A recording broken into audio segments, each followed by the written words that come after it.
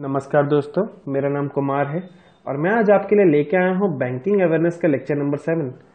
दोस्तों, हम पिछले लेक्चर में जो है एमसीक्यूज किए थे हमने, और आज हम उन एमसीक्यूज को जो है कंटिन्यू करेंगे। हो सकता है वीडियो के 15-20 सेकंड तक आपको क्वालिटी क्लियर ना मिले। ऐसा इसलिए है क्योंकि हमने कंप्रेशन यूज़ किया है, इसलिए आप वीडियो को एग्जिट ना करें, वीडियो को पूरा देखें, आपको कुछ ना कुछ नया सीखने को ज़रूर मिलेगा। दोस्तों, ये जो चैनल पहली बार देख रहे हैं वो चैनल को सब्सक्राइब जरूर कर लें। यहाँ बॉटम राइट पे जो है बॉटम राइट पे इधर आपको सब्सक्राइब बटन दिखेगा, आप इसको क्लिक कर सकते हैं। अगर आपको ये सब्सक्राइब बटन नहीं दिख रहा है तो आप जो है डायरेक्टली यूट्यूब पे जाइए, वहां पर आप टाइप कर सकते हैं गवर्नमेंट सर्विस एस्पिरेशंस, सर्च कीजिए, आपको सब्सक्राइब बटन दिखेगा, उसको दबा दीजिए। इससे क्या होगा कि आपको जो भी नई वीडियोस होंगी, जो भी हम अपलोड करते जा रहे हैं, वो आपको मिल जाएगी डायरेक्टली नोटिफिकेशंस में आपको। उससे आप जो है उससे देख सकते हैं, आपको ढूंढने की ज़्यादा ज़रूरत नहीं पड़ेगी। और आपको प्लेलिस्ट के अंदर जो है वीडियोस में जो भी हमने अपलोड की हैं वो सारी जो है बिल्कुल अलग अलग तरीके से, जो हमने अभी तक जितने भी वीडियोस अपलोड किए अलग अलग फॉर्मेट्स में और अलग अलग जो हेड्स के अंदर जो भी हमने की है, जिसमें banking awareness, insurance awareness, computer awareness, quant की वीडियोस हैं, इंटरव्यू की वीडियोस हैं, और हम धीरे धीरे अपलोड करते जा रहे हैं, वो सब आपको मिल जाएंगी। इसलिए आप चैनल को सब्सक्राइब करना ना भूलें। आप डायरेक्टली यूट्यूब पे जो है टाइप जरूर कर सकते हैं। और एक और दोस्तों, अगर आपको लेक्चर जरूर अच्छा लगे तो आप जरूर कमेंट जरूर कीजिए, लाइक जरूर कीजिए, इससे मुझे काफी हिम्मत मिलती है ताकि मैं आपके लिए लेक्चर्स जो हैं अच्छे अच्छे और बना सकूं। काफी मेहनत करनी पड़ती है, अलग अलग जो है रिसोर्सेज, चाहे वो नेट हो चाहे बुक्स हो, अलग अलग काफी जगहों से मैं जो है ये क्वेश्चंस लेके आता हूं, और आप देखेंगे आपको एग्जाम में इसमें जरूर हेल्प मिलेगी। आप इन लेक्चर्स को एक बार दो बार जरूर पढ़ के जाएं, आप देखेंगे आपको ये जो है मुफ्त के नंबर में आपको कहूंगा, क्योंकि कोर्स बहुत कम है और आपको मार्क्स बहुत ज्यादा हैं कंपेयर टू रीजनिंग और इंग्लिश और रीजनिंग और मैथ्स के, जो कि काफी टाइम टेकिंग हो गया है आजकल। मैं आपको ये नहीं कहता कि आप वो मत कीजिए, बिल्कुल कीजिए, पर इस पे ज्यादा फोकस कीजिए, क्योंकि ये 2 सेकंड में आपको जो नंबर देगा वो मैथ्स का आपका 1 मिनट का है, 1.5 मिनट का क्वेश्चन जो आपको नंबर देगा, वही नंबर जो है आपको 2 सेकंड 3 सेकंड के अंदर आपको ये जो है बैंकिंग अवेयरनेस, कंप्यूटर अवेयरनेस और ये इंग्लिश आपको दे सकती हैं। तो इस पे ज्यादा फोकस रखिए। चलिए अब हम आगे बढ़ते हैं आज के लेक्चर की तरफ। दोस्तों, कुछ अगर आपको बैंकिंग अवेयरनेस और अच्छे से थोड़ा अगर डीपली भी पढ़नी है, या फिर जो मैं पढ़ाता हूँ आप उसके बारे में और थोड़ा अच्छे से भी पढ़ना भी चाहते हैं, तो कमेंट बॉक्स में, डिस्क्रिप्शन बॉक्स में सॉरी, आपको मैं जो है कुछ लिंक्स दे देता हूँ, जो कि बुक्स जो हैं मैंने जिन से थोड़ा थोड़ा मटेरियल लिया है, मैं वो बुक्स आपको जो है कमेंट बॉक्स में दे देता हूँ, इससे कि आप जो है एक बार उसको देख लीजिए। अगर आपको ठीक लगे तो आप उसको जो है पढ़ सकते हैं, आप उसको एज ए रेफरेंस यूज कर सकते हैं। पर आप बेसिकली इन लेक्चर्स को जो आप बिल्कुल ही मत छोड़िएगा, आप ये लेक्चर्स को पढ़ के फिर उसको पढ़ेंगे तो आपको और ज्यादा समझ में आएगा, और जो है आपकी इंटरव्यू की प्रिपरेशन भी होगी, आपके एग्जाम की भी प्रिपरेशन होगी, सारी चीजें आपकी एक साथ चलती रहेंगी। तो एक बार आप जरूर एक बार देख लीजिएगा, अगर आपको ठीक लगे तो आप जरूर एक बार इसको फॉलो जरूर कीजिए। चलिए अब हम आगे बढ़ते हैं। 16 क्वेश्चन हम लोग ले चुके थे, 17वां आज हम ले रहे हैं। Which was the first bank incorporated by the Indians? ये मैंने लिया था 1881 में, जो है अवध कमर्शियल बैंक आया था, आप जानते हैं। वो जो है पहला इंटायरली इंडियन बैंक कह सकते हैं हम लोग, 1881 में, जिसमें इंटायर बोर्ड जो है वो इंडियंस का था, बोर्ड ऑफ डायरेक्टर्स जितने थे सब वो इंडियन थे। When was the Awadh commercial bank established? 1881 में हुआ था। When was reserve Bank of India established? दोस्तों, कब एस्टैब्लिश हुआ? 1935 में, अंडर द आरबीआई एक्ट 1934 में। दोस्तों, ये सब मैं क्वेश्चंस बार बार इसलिए ले रहा हूं क्योंकि ये बार बार एग्जाम में आए हैं, आपको इतने ही न्यूमरस एग्जाम्स में आए हैं, ये किसी न किसी अलग अलग लैंग्वेज लेके, पर आंसर उसका वही है। मैं आपको हैमर कर रहा हूं, जिस तरह से हमें लक्स साबुन और ब्रीज साबुन आज तक याद है, क्योंकि हम लोगों ने इतनी बार उसका ऐड देखा है कि आज भी हमारे सामने जो है लक्स और ब्रीज साबुन आज भी हमको याद रहता है। इसलिए आप ये चीज ध्यान रखें। इसीलिए मैं थोड़ा सा आपको जो है बार बार ये क्वेश्चन जो आ रहे हैं अलग अलग फॉर्मेट में, वो आपको मैं दे रहा हूं, ये आपको एग्जाम में आगे भी मिलते रहेंगे। चलिए आगे बढ़ते हैं।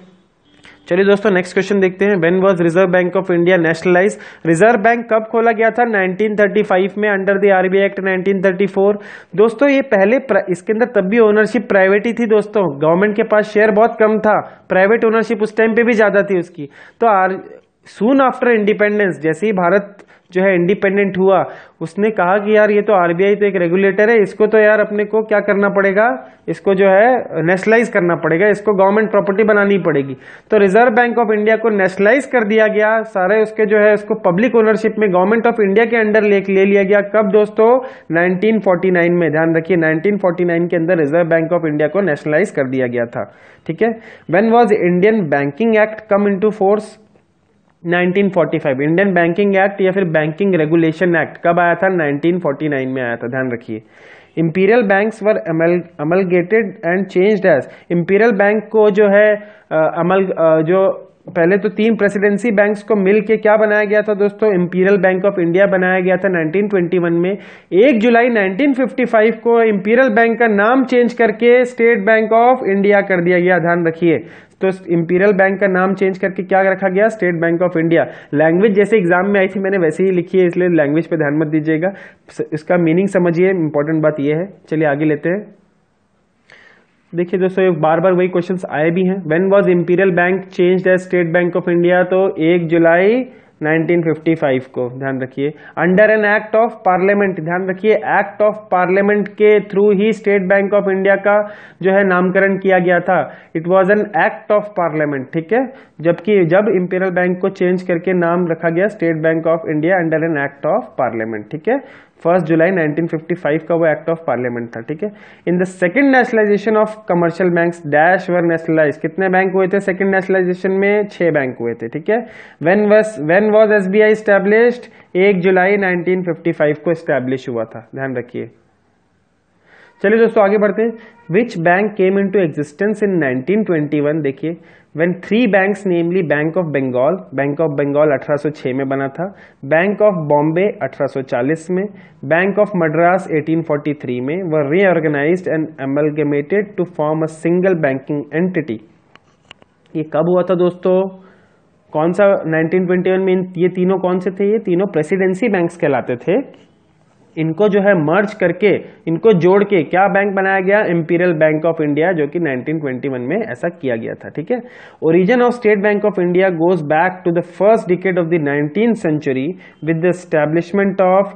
सबसे पहले जो ये प्रेसिडेंसी बैंक था, ये तीन प्रेसिडेंसी बैंक थे, तो उन तीनों में भी पहला कौन सा बना था दोस्तों? आप ऊपर भी देख सकते हैं, ऑप्शन देखेंगे आप, bank of Calcutta, bank of Bengal, bank of Bombay, bank of Madras. दोस्तों इसका आंसर वैसे जाएगा आपका बैंक ऑफ कलकत्ता जाएगा। 1806 के अंदर जो है बैंक ऑफ कलकत्ता बना था।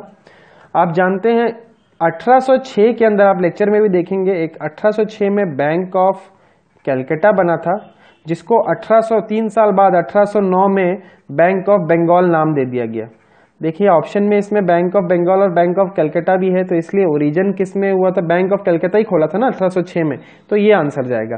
अब आप ऊपर देखेंगे यहाँ पे बैंक ऑफ बंगाल 1806 लिख दिया है। इसमें क्या है, जो नया नाम था 1809 में उसके हिसाब से लिख दिया है। तो ये क्वेश्चन एग्जाम में ऐसे ही उठ के आया था, इसके अंदर इसका कोई रेलेवेंस नहीं है, क्योंकि जब इंपीरियल बैंक बना था उस टाइम पे ये बैंक ऑफ बंगाल ही था, ये बैंक ऑफ कलकत्ता नहीं था, बैंक ऑफ बंगाल बन गया था, इसलिए यहाँ क्वेश्चन में ऐसे पूछ लिया। यहाँ पे क्या पूछा उसने? ओरिजिन ही पूछा कि पहले डिकेड में कौन सा पहला बैंक कौन सा बना था? बैंक ऑफ कलकत्ता, जो कि बाद में रीनेम कर दिया गया बैंक ऑफ बंगाल के नाम से। तो ओरिजिनल क्या था उसका? बैंक ऑफ कलकत्ता ही था वो। ठीक है, तो ये चीज ध्यान रखिएगा। चलिए आगे बढ़ते हैं दोस्तों। What was the deposit criteria of 14 banks nationalised on 19 जुलाई 1969? देखिए पहला बैंक का नेशनलाइजेशन कब हुआ था दोस्तों? 1969 में 19 जुलाई को। ध्यान रखिए 19 जुलाई 1969। ठीक है, इस दिन हुआ था नेशनलाइजेशन पहला वाला। उसमें 14 बैंक्स को नेशनलाइज किया गया था, जिनका टोटल डिपॉजिट मिला के कितना था दोस्तों? 50 करोड़। 50 करोड़ था इन 14 बैंकों का मिला के, तो ये आंसर हो जाएगा। अगला सवाल देखेंगे। First nationalisation of bank exercise was done on 19th। इसमें दोस्तों एक गलती हुई है, 19 जुलाई है, ये जून नहीं है। 19 जुलाई 1969 इसका आंसर होगा, ध्यान रखिए। 19 जुलाई 1969। तो आप जानते हैं पहला नेशनलाइजेशन कब हुआ था दोस्तों? 19 जुलाई 1969। गलती हुई थी, थोड़ा ध्यान रखिए, जून नहीं है वो, जुलाई है। 19 जुलाई 1969 में पहला नेशनलाइजेशन किया गया 14 बैंकों का। चलिए दोस्तों आगे बढ़ते हैं। Which of the following is an example of cashless purchase? Cashless मतलब जहां कैश का कोई काम नहीं है। कौन सा है? डेबिट कार्ड आपने सबने यूज किया होगा, क्रेडिट कार्ड भी यूज किया होगा। पीओएस क्या होता है दोस्तों? Point of cell. एग्जाम में कई बार पूछा जाता है पॉस की full form point of sale, ठीक है। ये भी एक कैशलेस तरीका है। आप देखते होंगे स्वाइप मशीन पड़ी रहती है जिसको हम लोग पॉश मशीन कहते हैं। आप उसके ऊपर अपना डेबिट कार्ड और क्रेडिट कार्ड को जो है स्वाइप करते हैं। तो ये क्या है? कैशलेस ही तो है ना, कोई कैश का कोई काम ही नहीं हो रहा। जो भी फंड ट्रांसफर हो रहा है वो इलेक्ट्रॉनिक वे में हो रहा है, जिसको हम लोग क्या कहेंगे? इलेक्ट्रॉनिक फंड ट्रांसफर हो रहा है, कोई कैश नहीं है। This is cashless. क्या है? एक तरह का कैशलेस परचेज कर रहे हैं आप। किसके थ्रू? क्रेडिट कार्ड के थ्रू भी करते हैं, डेबिट कार्ड के थ्रू भी करते हैं, पॉस के थ्रू भी करते हैं। तो ऑल इसका आंसर हो जाएगा। अभी हाल ही में जो नोटबंदी हुई थी उसके अंदर कैशलेस बहुत चल रहा था। सब हमारे प्रधानमंत्री जी ने भी ये बोला था कि हमें कैशलेस सोसाइटी की तरफ मूव करना है, और ये बहुत बड़ा जो है इसके लिए आपका यूपीआई पेमेंट्स जो थी वो भी काफी ज्यादा फेमस हुई थी। पेटीएम हो गया आपका, मोबीक्विक हो गया, इस तरह की एप्स जो कि कैशलेस जो है काम करती है उनको भी काफी प्रोत्साहन मिला था। तो जो है कैशलेस सोसाइटी जो है कोशिश की जा रही है, और हम लोग इसमें आजकल धीरे धीरे लोग भी बदल रहे हैं। अच्छी एक अच्छी चीज है जो हमारे बीच में लाई जा रही है। प्लास्टिक मनी एक तरह से हो गया, फंड ट्रांसफर के थ्रू हो रहा है, तो कैश आपको कैरी नहीं करना है। काफी अच्छी चीजें हैं इसमें। कुछ मेरिट्स हैं, कुछ डीमेरिट्स भी हैं, पर ठीक है, हम मेरिट्स ज्यादा अच्छे से देखेंगे। कैशलेस हम बन रहे हैं तो कैश हैंडलिंग हमारी कम होगी, करेंसी कम छापनी पड़ेगी, पेपर बचेगा, ये चीज भी ध्यान रखिए। चलिए अगला आप देखते हैं। रुपए payment is considered to be a cheaper alternative to which of the following. रुपए आप जानते हैं ये डोमेस्टिक गेटवे है। रुपए कार्ड आप जानते होंगे। इसका रुपए जो है आप जानते होंगे क्या है कि आपका जो अभी प्रधानमंत्री जनधन योजना आपने सुना होगा, उसके अंदर काफी सारे अकाउंट्स खोले गए और उसके अंदर उनके अकाउंट होल्डर्स को रुपए कार्ड भी बांटे गए। ये एक डोमेस्टिक जो है गेटवे है जो रुपए का, क्योंकि हम लोग पहले जो गेटवे यूज करते थे वो visa, master card, American express, ये सब हम जब भी पेमेंट करने जाते थे आप देखते होंगे कभी वीजा कहता था, कभी मास्टर कार्ड कहता है, कभी अमेरिकन एक्सप्रेस के होते हैं। तो ये सब क्या है? इंटरनेशनल है सारे के सारे। डोमेस्टिक हमारे पास कोई भी गेटवे था ही नहीं। तो आरबीआई ने बोला यार हमारे पास तो कोई डोमेस्टिक गेटवे होना चाहिए, तो ये रुपए का इजाद किया गया। आजकल 20% of the online transaction in India जो है वो रुपए कार्ड के थ्रू की जाती है। इतने करोड़ों रुपए कार्ड्स बांटे गए हैं। मैं खुद भी रुपए कार्ड यूज करता हूं और मैं इतना जानता हूं ये काफी सिक्योर भी है और काफी जो है अच्छा है। पेमेंट जो डोमेस्टिक हमारा पेमेंट सिस्टम है ये काफी अच्छा भी है। और आप कभी अकाउंट अगर आप नया भी सेविंग्स खुलवाते हैं तो आपको भी रुपए कार्ड मिलेगा, तो आप उसको जरूर यूज कीजिए। डोमेस्टिक चीज को फेवर कीजिए। वीजा, मास्टर कार्ड और अमेरिकन एक्सप्रेस इंटरनेशनल इन कैरेक्टर थे। आरबीआई ने ये पहल की कि आप जो है रुपए का अपना कुछ डोमेस्टिक होना चाहिए गेटवे, तो रुपए का इजाद हुआ। तो ये चीज ध्यान रखिए। तो चीपर ऑल्टरनेटिव है रुपए जो है इन तीनों के मुकाबले। तो क्या होगा? इन तीनों के मुकाबले जो है ये एक चीपर ऑल्टरनेटिव है। बीच ऑफ द फॉलोइंग, कम जो है इसका ट्रांजैक्शन चार्जेस लगता है रुपए का, ध्यान रखिए। Which of the following is necessary to transfer funds through the RTGS facility. RTGS क्या होता है दोस्तों? Real time gross settlement. Minimum 2 lakh रुपए का आपको ट्रांसफर करना पड़ता है और मैक्सिमम कोई लिमिट नहीं है। तो उसके लिए आप जिसको अकाउंट को ट्रांसफर करना है उसका नाम आपके पास होना चाहिए। उसका अकाउंट नाम से ज्यादा जरूरी क्या है? उसका बैंक अकाउंट नंबर आपके पास होना चाहिए। उसका आईएफएससी कोड होना। नाम को आप छोड़ दीजिए, beneficiaries bank account number. Account number नाम से कोई मतलब नहीं है। अकाउंट नंबर और आईएफएससी कोड। आईएफएससी कोड क्या होता है हम बाद में जरूर लेंगे। आईएफएससी का एक छोटा सा लेंगे क्योंकि आईएफएससी काफी बार पूछा जाता है। तो जो भी मान लीजिए ये आपका बैंक है, ये दूसरा बैंक को आपको, इस बैंक में आपका अकाउंट है, इस बैंक में दूसरे का अकाउंट है, ठीक है।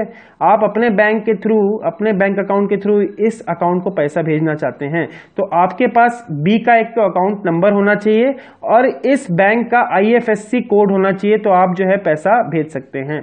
There is a minimum amount specified for transfer. हाँ, मिनिमम आपको 2 लाख रुपया तो आपको ट्रांसफर करना ही है। तो ये तीनों चीजें जरूरी हैं, तो इसका आंसर हो जाएगा ऑल ऑफ दी अबव, ठीक है। आईएफएससी हम लेंगे, 11 डिजिट का होता है, मैं अच्छे से लेंगे, कोई प्रॉब्लम नहीं है।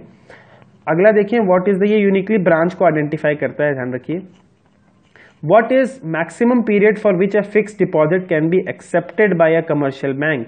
एफडी आप सब जानते होंगे, फिक्स डिपॉजिट जो होती है वो मिनिमम कितने दिनों के लिए होती है दोस्तों? 7 डेज के लिए आप फिक्स डिपॉजिट कर सकते हैं और मैक्सिमम 120 मंथ्स यानी कि 10 ईयर्स, मैक्सिमम आप 10 ईयर्स तक का 10 ईयर्स का एफडी खोल सकते हैं और मिनिमम 7 दिन का। ये चीज ध्यान रखिए, दोनों एग्जाम में आती हैं। आरबीआई ग्रेड बी में भी मैंने देखा है ये आया हुआ है, ये भी आया हुआ है, और बहुत सारे बैंकिंग एग्जाम्स में क्वेश्चन पूछा जाता है, ध्यान रखिए, इंपॉर्टेंट है। मैक्सिमम पीरियड क्या है दोस्तों? 10 ईयर्स के लिए, ठीक है। और मिनिमम कितना है? 7 दिन के लिए। किसके लिए? फिक्स डिपॉजिट के लिए, ठीक है। फिक्स डिपॉजिट क्या है? एक तरह का टाइम डिपॉजिट है, ठीक है। आप पढ़ चुके होंगे टाइम डिपॉजिट और डिमांड डिपॉजिट, मैंने आपको पढ़ाया था पहले ही लेक्चर में, आपको ध्यान होगा तो आप एक बार रेफर कर सकते हैं, आपको प्लेलिस्ट में वो लेक्चर मिल जाएगा। चलिए आगे बढ़ते हैं दोस्तों। Where was Reserve Bank of India first central office located? अभी कहाँ है? सब जानते हैं, प्रेजेंटली मुंबई में है। उससे पहले कहाँ था दोस्तों? कोलकाता में था, ध्यान रखिए। उस टाइम पे कोलकाता भी नहीं कहेंगे, हम कहेंगे कैलकाटा में था। क्यों?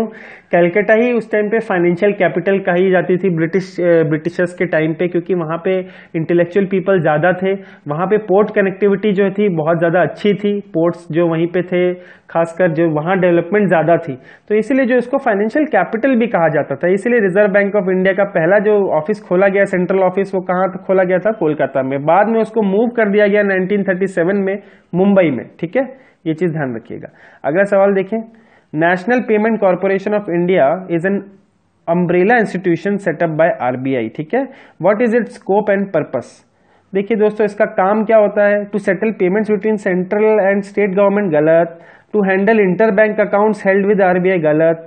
To manage all the retail payment systems in the country. मैंने दोस्तों एनपीसीआई का पूरा एक काफी 20 मिनट 25 मिनट आपको समझाया था, आप एक बार लेक्चर को रेफर कीजिए। जितने भी रिटेल पेमेंट्स होते हैं कंट्री में, वो जो है उसको मैनेज करने का काम, पेमेंट सिस्टम्स को मैनेज करने का काम, रिटेल पेमेंट सिस्टम को मैनेज करने का काम कौन करती है? एनपीसीआई करती है। आप अच्छे से देख सकते हैं, यूपीआई पेमेंट, भीम ऐप, उसके अलावा आपके और भी बहुत सारे जो मैंने आपको बताए थे, BBPS, Bharat bill payment service, ये सारे के सारे कौन मैनेज करता है? National Payment Corporation of India, ठीक है। तो ये सारे रिटेल पेमेंट्स जो होती हैं, रिटेल पेमेंट जैसे जो भी डोमेस्टिक, जो भी जैसे मान लीजिए जो भी रिटेल में हो, कार परचेज कर रहे हैं आप, शॉपिंग मॉल में आप परचेज कर रहे हैं, कुछ भी कर रहे हैं, वो सब क्या कौन मैनेज करता है उसको? Retail payment system in the country को कौन मैनेज करता है? एनपीसीआई करता है। ये चीज ध्यान रखिए। आरटीजीएस और एनईएफटी कौन मैनेज करता है? आरबीआई करता है। ये चीज ध्यान रखिएगा, ठीक है। बाकी कौन? NPCI. Non resident Indians can open fix deposit accounts with banks. दोस्तों, non-resident Indians can open fixed deposit accounts with banks in India. What are these fixed deposit accounts known as? NRE, NRO, flexi. इसका answer है दोस्तों FCNR. FCNR की full form क्या होती है? Foreign currency non resident bank account. ध्यान रखिए, इसको हम लोग एफसीएनआर ब्रैकेट में बी भी लिखते हैं, foreign currency non resident bank account, ठीक है दोस्तों। इसके अंदर क्या होता है? आप जो है इसके अंदर सिर्फ टर्म डिपॉजिट्स रख सकते हैं, मतलब कि फिक्स डिपॉजिट टाइप की चीजें रख सकते हैं, जिनकी जो टर्म होगा वो 1 to 5 ईयर्स के बीच में तक होना चाहिए। इंटरेस्ट रेट जो है इसमें कौन डिसाइड करता है? रिजर्व बैंक ऑफ इंडिया करती है। ध्यान रखिए, इंटरेस्ट रेट बैंक नहीं इस पे डिसाइड करता है, इसमें reserve Bank of India decide करती है। एफसीएनआर के अंदर आप सिर्फ टर्म डिपॉजिट्स खोल सकते हैं, फिक्स डिपॉजिट खोल सकते हैं फ्रॉम 1 to 5 ईयर्स में, ठीक है।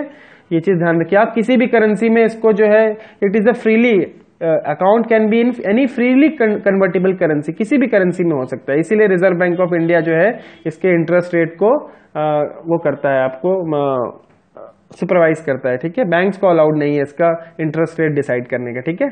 चलिए आगे बढ़ते हैं।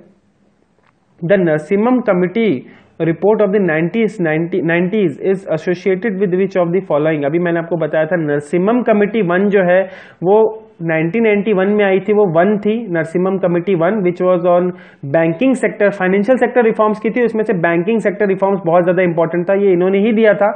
1998 में नरसिम्हम कमिटी 2 आई, जो भी वो भी और जो बैंकिंग सेक्टर रिफॉर्म्स और क्या क्या करनी चाहिए वो उसके लिए आई थी। तो 1991 में पहली आई थी और 1998 में दूसरी आई थी। दोनों के ही चेयरमैन कौन थे? Mister M Narasimham. ये चीज ध्यान रखिए। तो इसका आंसर हो जाएगा reforms in the banking sector. चलिए आगे बढ़ते हैं। Which of the following is not a primary business of a bank? Receiving cheques for clearance, हाँ ये तो इसका प्राइमरी बिजनेस ही है। इशूइंग ऑफ डिमांड ड्राफ्ट, ये भी बैंक का काम है primary. Issuing of fix deposit, हाँ ये भी बैंक का काम है प्राइमरी।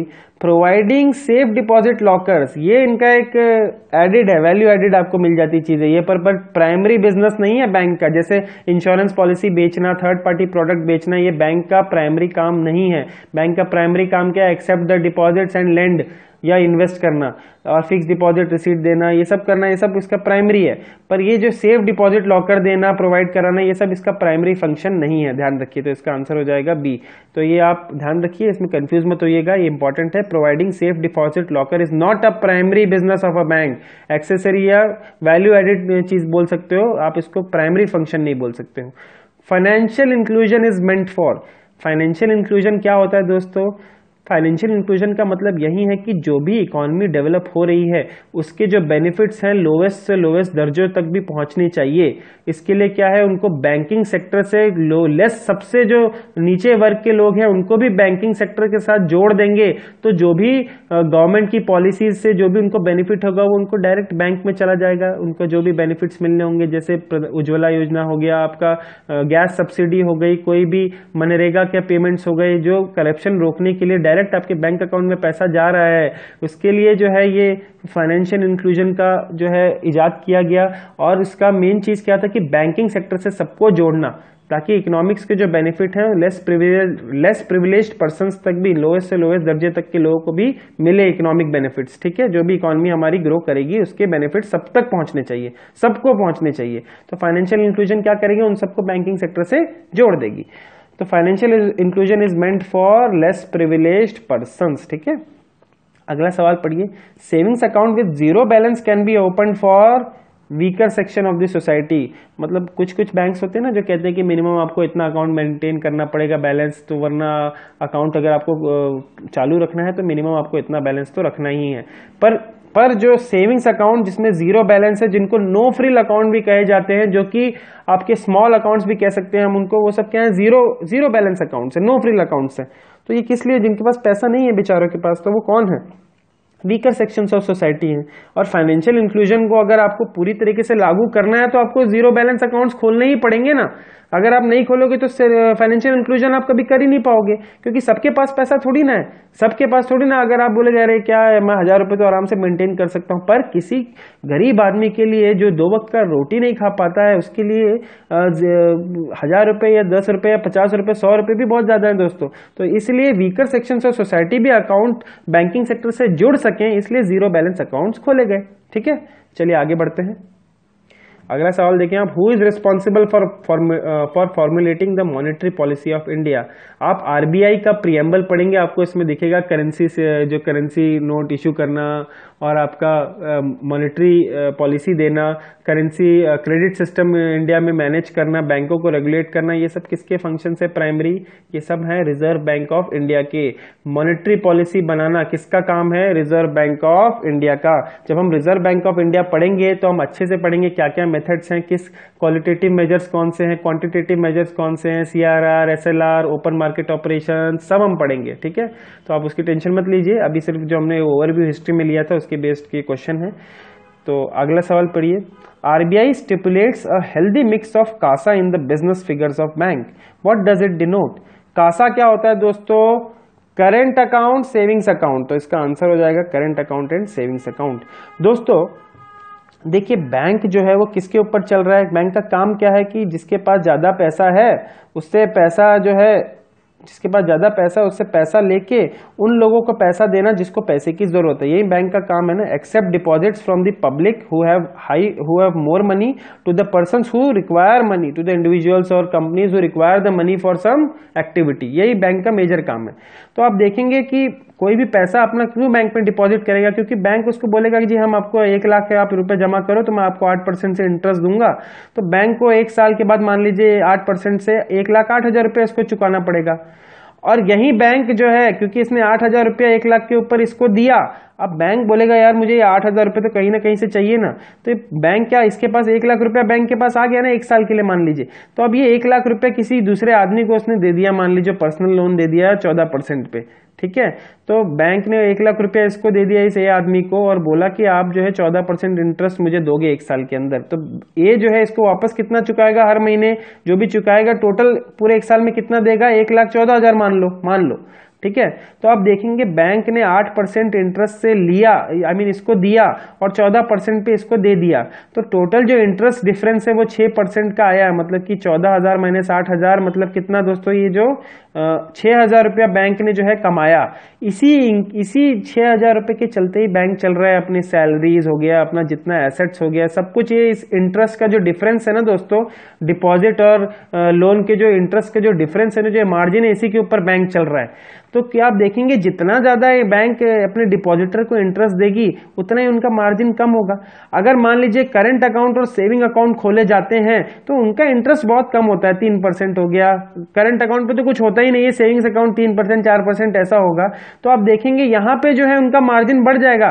करंट अकाउंट, अगर करंट अकाउंट की बात करें तो पूरा ये 14,000 रुपया जो है बैंक को मुफ्त मिल जाएगा पूरा। यहाँ पे तो 8,000 चुकाने पड़े थे, पर अगर 1 लाख रुपया करंट अकाउंट का 1 साल के लिए बैंक के पास आए तो 14,000 रुपया बैंक उससे कमा सकता है, अगर वो 14% इंटरेस्ट रेट से किसी को दे देता है। सेविंग अकाउंट की बात करूं तो 3-4% या 5% मान लीजिए अगर देता है तो 1 लाख का 1,05,000 रुपया चुकाना पड़ेगा कस्टमर को। पर बाकी और 14,000 में से 5,000 रुपया माइनस कर लेंगे तो 9,000 रुपये यहाँ पे मिल रहा है। तो आप देख रहे हैं फिक्स डिपॉजिट के अंदर अगर बैंक किसी का फिक्स डिपॉजिट लेती है तो उसका इंटरेस्ट जो डिफरेंस आता है वो कम होता है, पर अगर वो कासा लेके आते हैं तो इंटरेस्ट डिफरेंस ज्यादा आता है, तो बैंक कमाई ज्यादा होगी। और आजकल इतने एनपीए और ये सब बढ़ रहे हैं कि बैंकों को फंड्स का जरूरत है ही ना दोस्तों, क्योंकि एम्प्लॉइज की salary, everything is based on this. क्या, जो ये इंटरेस्ट इनकम का जो इंटरेस्ट का जो डिफरेंस है उसी के ऊपर बैंक चल रहा है। तो इसीलिए बैंक जो है वो बहुत फोकस करती है current account and saving account. सबको टारगेट दिए जाते हैं, आप करंट अकाउंट लाइए इतने, आप सेविंग अकाउंट इतने लाइए, और ये जरूरी भी है बैंक के लिए। तभी तो जो है इतने आपकी सैलरी जस्टिफाई होंगी। अगर आप मेहनत करेंगे, आप अकाउंट्स लाएंगे, आप बैंक के लिए काम करेंगे तो आपको ही उसका जो है बेनिफिट्स मिलना है। चलिए आगे देखते हैं।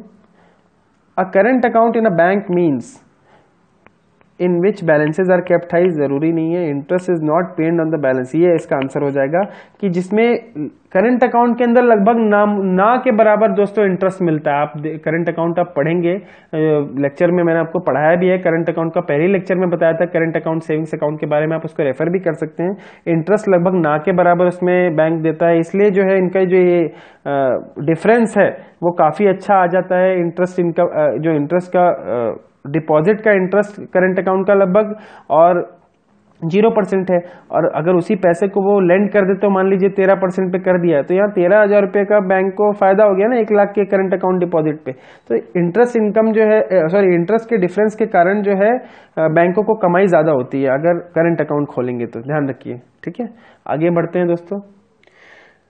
Banks are required to open no frill accounts. What are these accounts? दोस्तों क्या है no frill account? Accounts with zero or very nominal balance, मतलब कि फाइनेंशियल इंक्लूजन। अभी बता दिया मैंने आपको, फाइनेंशियल इंक्लूजन को जो है उसको सपना साकार करने के लिए आपको नो फ्रिल अकाउंट खोलना जरूरी है। अभी मैंने पिछले क्वेश्चंस में भी लिया था, तो ध्यान रखिए। नो फ्रिल अकाउंट्स क्या होते हैं? जिनपे जीरो बैलेंस होता है या वेरी नॉमिनल बैलेंस होता है, बहुत ही कम होता है, ठीक है, जो आपको मेंटेन करना होता है। ठीक है, financial inclusion is being emphasised by RBI for providing basic services to the unbanked area. जहां पे बैंकिंग नहीं है, उन लोगों को बैंक नहीं है, वहां पे बैंक खोल के वहां के लोगों को बैंकिंग से जोड़ना, यही तो फाइनेंशियल इंक्लूजन का काम है। आपको बताया भी था मैंने, ताकि इकोनॉमिक बेनिफिट्स जो है उन लोगों तक भी पहुंचे, इकोनॉमिक पॉलिसीज के बेनिफिट्स भी उन लोगों तक पहुंचे जो क्योंकि जो कि नीचे के वर्ग के लोग हैं, जो बैंकिंग से नहीं जुड़े हैं, जिनको कुछ पता ही नहीं है, उन तक भी ये बेनिफिट्स पहुंचने चाहिए। हम सब आगे बढ़ रहे हैं तो हमें सबको साथ में लेके बढ़ना है, और सबको साथ में लेके बढ़ने के लिए अगर आप इकोनॉमिकली या उनको हेल्प करना चाहते हैं इकोनॉमिक के